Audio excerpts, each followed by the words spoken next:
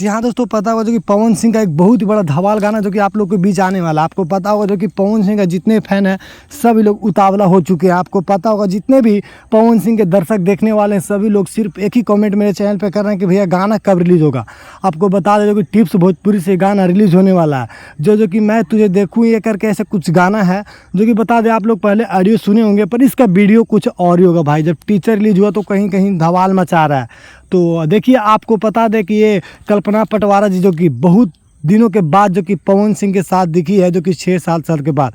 और जब पहले पवन सिंह के साथ काम करती थी तो काफ़ी धमाल मचाती थी और इस बार देखिए फिर से जोड़ी आपस आ गई है बहुत दिनों के बाद। देखिए इस बार भी कुछ नया करने वाली है क्योंकि भाई बहुत दिन के बाद कम बैक हुई है तो कुछ ना कुछ तो नया करेगी। इसका डांस भी काफ़ी अच्छा है।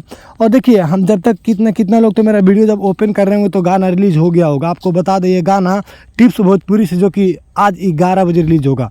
तो आप लोग को अभी इंतज़ार है, तो आप लोग भी बेसब्री से इंतज़ार कर रहे हैं। तो जैसे ही मैं गाना आएगा सबसे पहले मैं आपको देने का अपडेट प्रयास करूँगा। तो पवन सिंह के जीतने वाले फ़ैन हैं सभी लोग मेरे चैनल को सब्सक्राइब करके रखिए और बेल आइकन को दबा कर। तो चलिए फिर मिलता है अगले वीडियो में, तब तक के लिए जय हिंद जय भोजपुरी।